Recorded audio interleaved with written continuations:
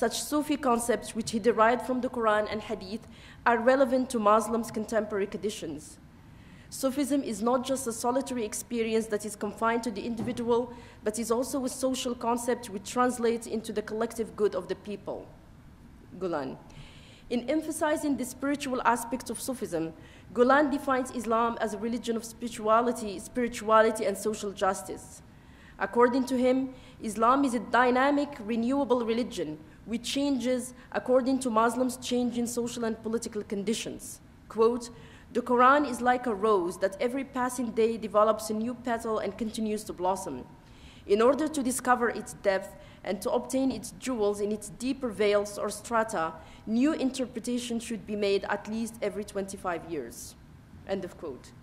Like feminist Muslim scholar Fatima Mernissi, Gülen deploys ijtihad in his answers to the question of women's role and rights in Islam. He stresses the important role Muslim women played in Islamic history and their continued key role in modern nation states. Gülen argues that, quote, "In the social atmosphere of Muslim societies, where Islam is not contaminated with customs or un-Islamic traditions, Muslim women are full participants in daily life. For example, during the earliest period of Islam, Aisha, the Prophet's wife, led an army.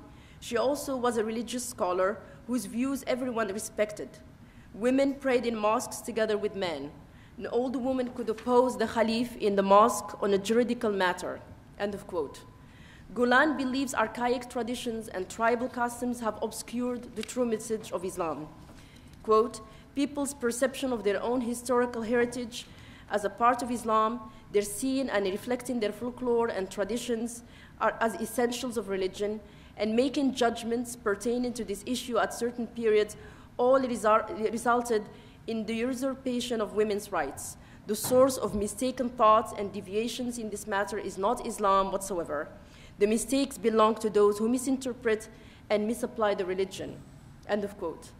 He also affirms that, quote, "Woman is equal to man in the rights and freedom of religion, freedom of expression, freedom to live a decent life, and freedom of finance. Equality before the law, just treatment, marriage, and found in a family life, personal life, privacy, and protection are all among the rights of women."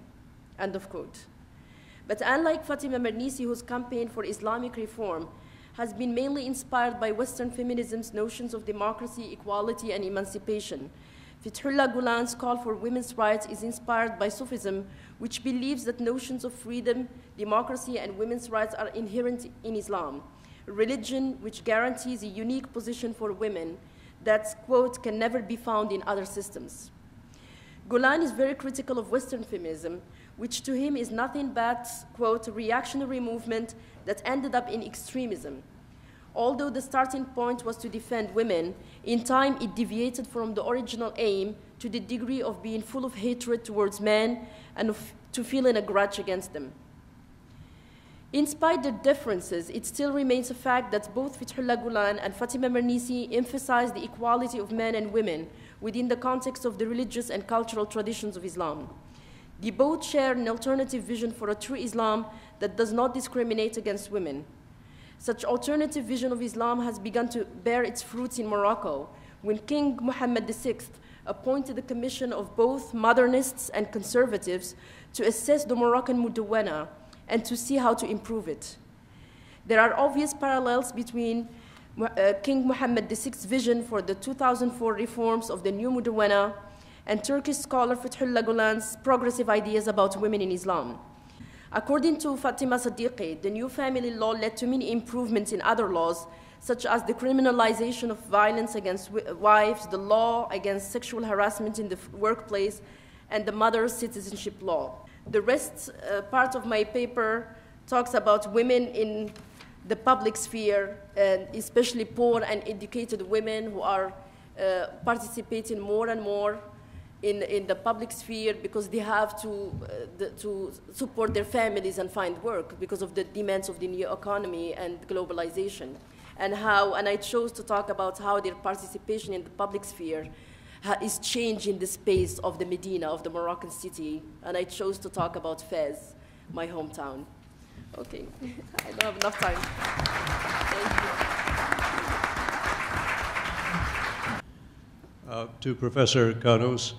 I am so happy to hear you mention Fatima Mernissi.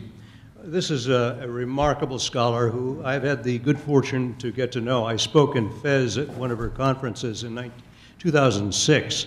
As a matter of fact, the cross-cultural fluency program that I mentioned earlier this morning grew out of that Fez conference.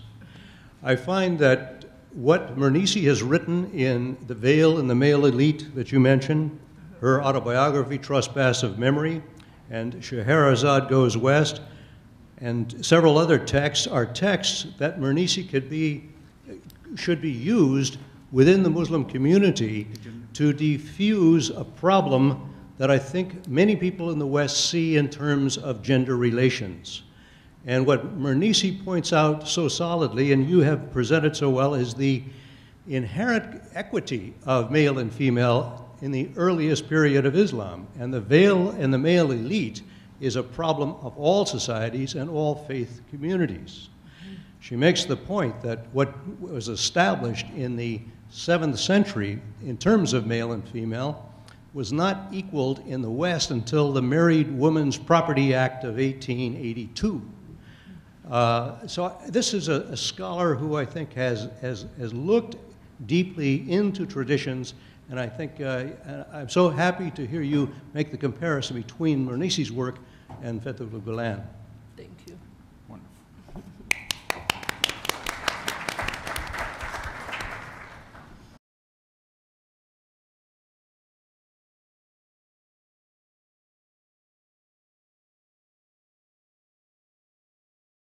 The other thing that struck me was what a good job the editorial board did in choosing the papers.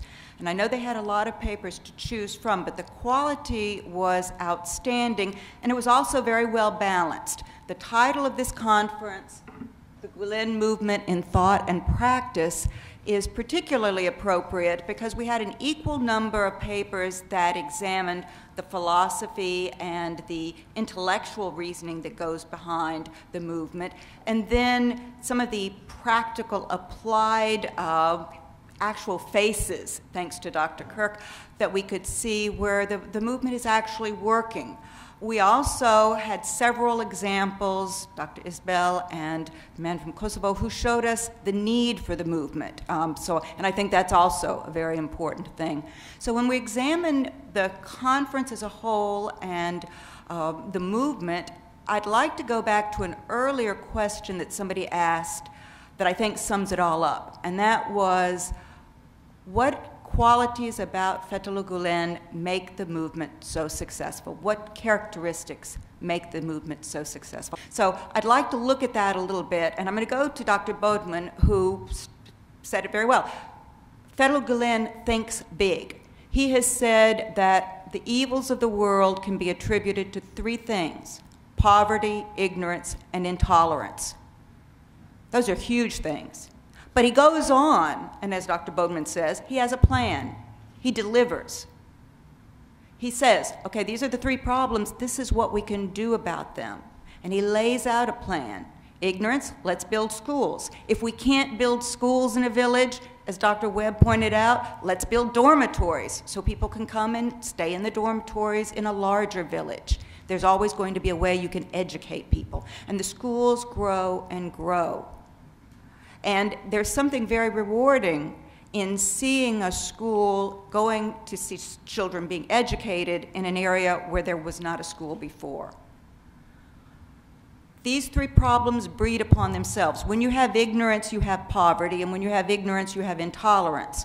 And so by educating people, you help the intolerance problem. But you also can help the intolerance problem by the dialogue.